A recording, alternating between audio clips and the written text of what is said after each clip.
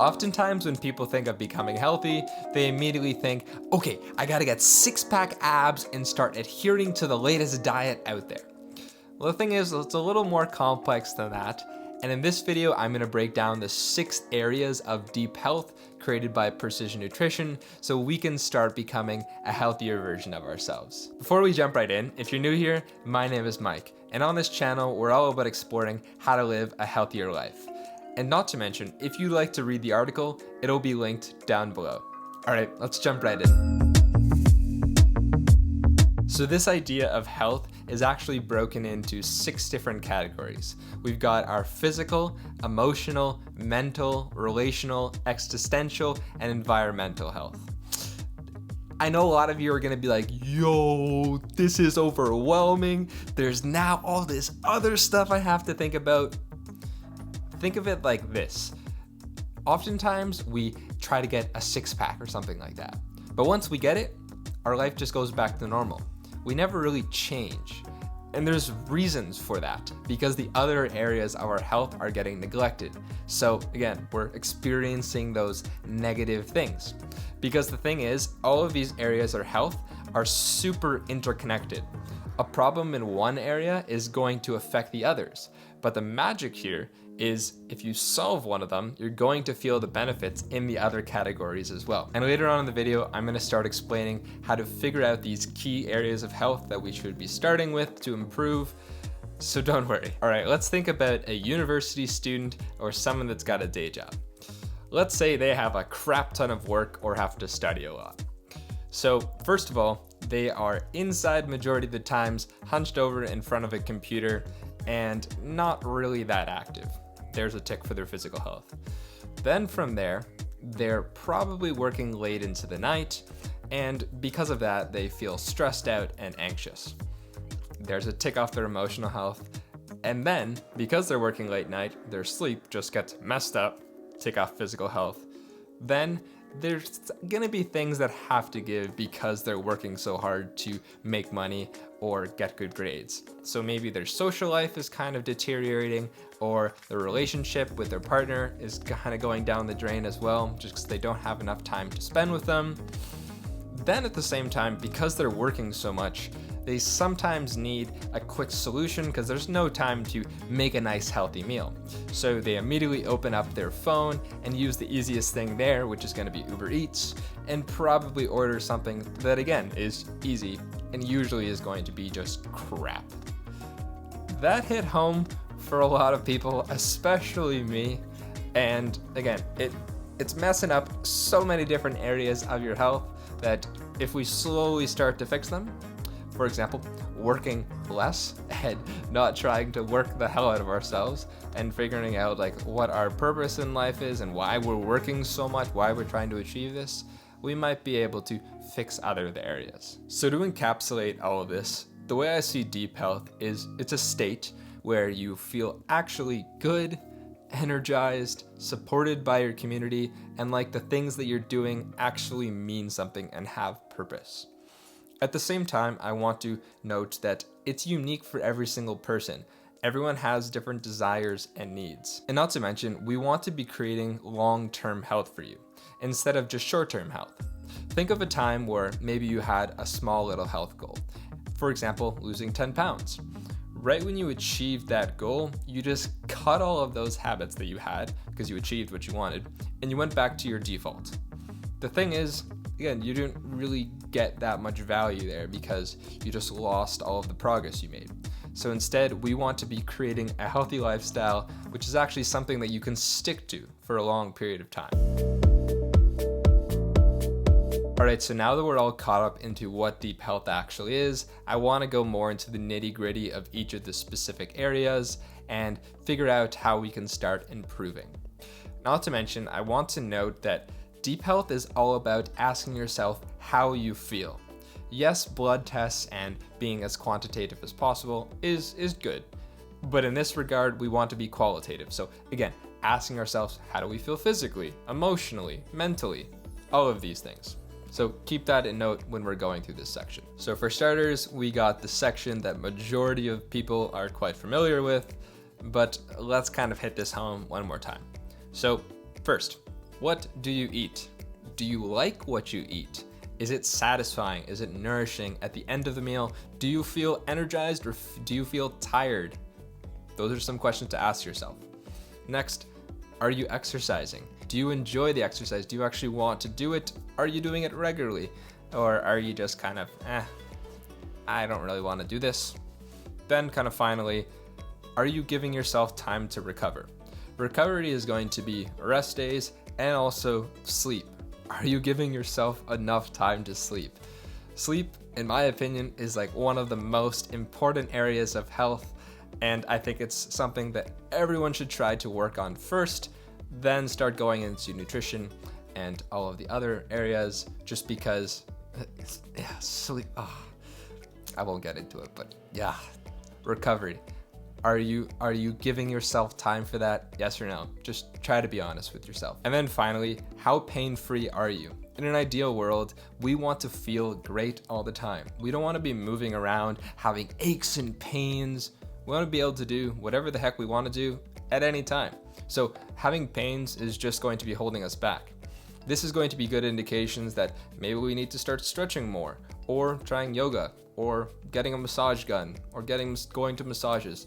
Various stuff like that. So now we've got the next section, which is emotional health, a section that not a lot of people want to talk about or even think about. They just take it, throw it under the rug, and just continue on with their life.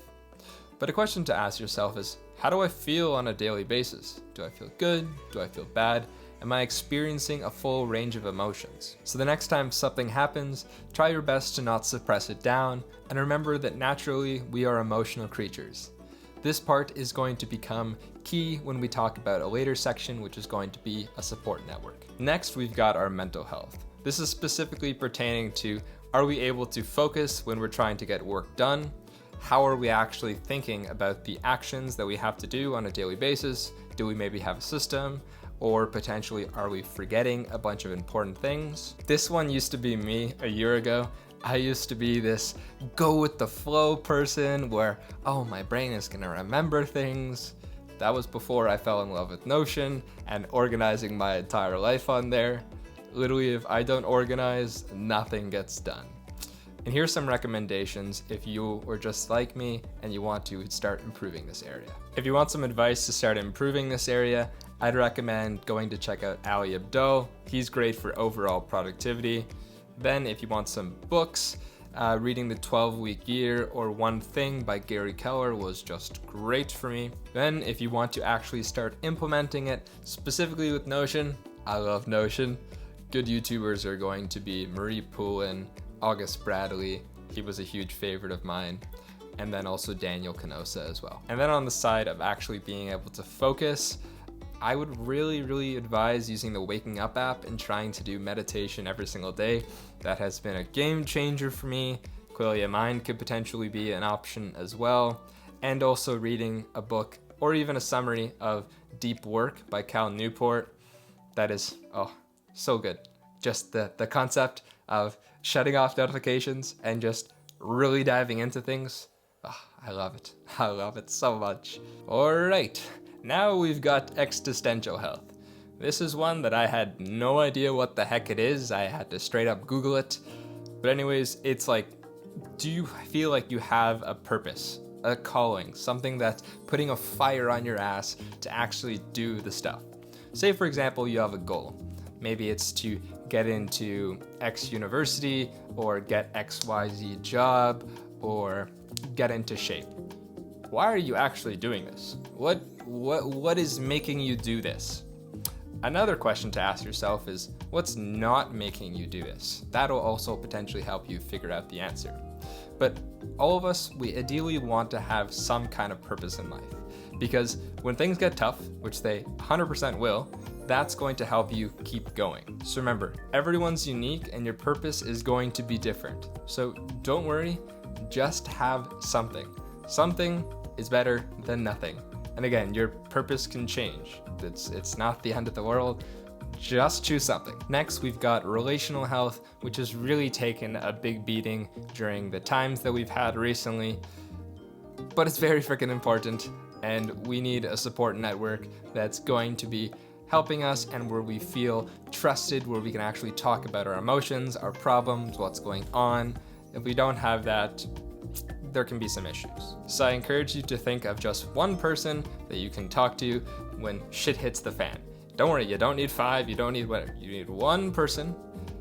That's it. The problem here is in Western society, we're very individualistic.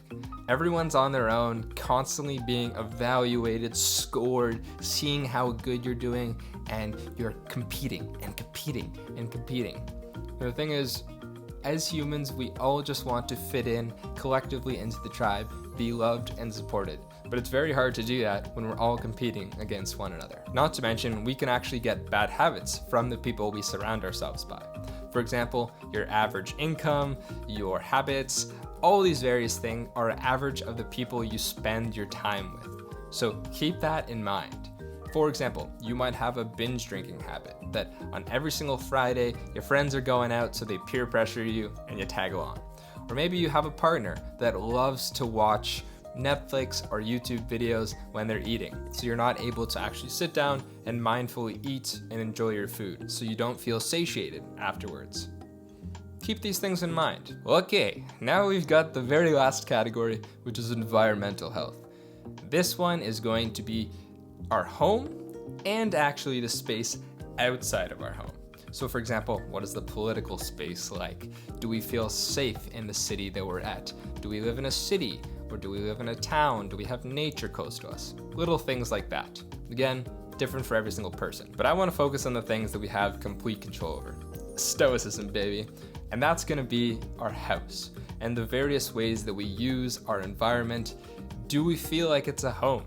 Are we able to have certain rooms that are only for certain behaviors and that actually trigger us to do them when we go in there? Good examples are going to be the bedroom. No phones in the bedroom, for example, or the bedroom's only for sleeping, chilling, and intimacy. Or having an office where you just go in there to work, and once you're done your workday, you shut the door and you leave. If you don't have that like me, you can use an app called freedom.to that blocks certain websites and applications at a certain time. Gosh, it is so good. You can also use that on your phone. I've realized recently that it's actually better than I previously thought. So now that we know what the heck deep health is, for some final thoughts, I actually want to explain how we can start applying this in our own life. So first, we want to start with thinking about what our garbage habits are. For myself, it's going on YouTube binges, a lack of self-love, and not to mention overcommitting and working my ass off way more than I should be. Other ones are ordering Uber Eats when you don't have enough time to cook. Usually it ends up being crappy food, not giving yourself enough time to rest. That includes sleeping and also rest days from the gym. Also, having a bunch of crappy food in your house. So again, you're gonna make bad decisions when you have decision fatigue. So now that we know what those are, I would advise you to just choose one of them to start improving. We want to make this as easy as possible so that we can knock that one out of the park and start building positive momentum.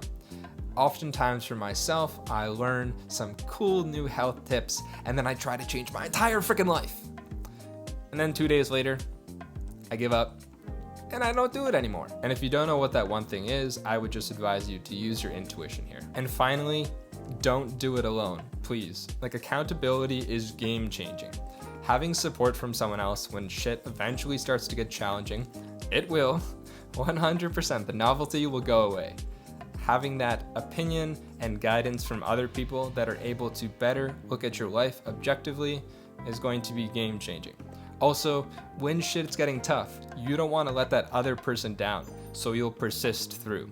And the same thing for them to you. Additionally, if you'd like more professional guidance and support, you can start working with one of Precision Nutrition's coaches. The next cohort opens in mid-July. That's what I'm personally going to be doing, and also pairing that with my current accountability buddy. Please keep me accountable for what I just said at the moment.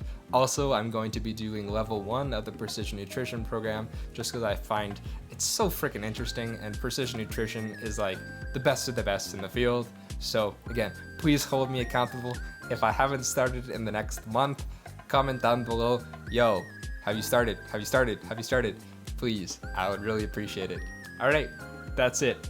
That marks the close of episode 1 of a new Basics of Health series that we're going to be doing on this channel. If you have any ideas, please comment them down below. And if you're interested in more content like this, check out my video here on how probiotics can change the world, yourself included. All right, I'll see you in the next one. Bye-bye.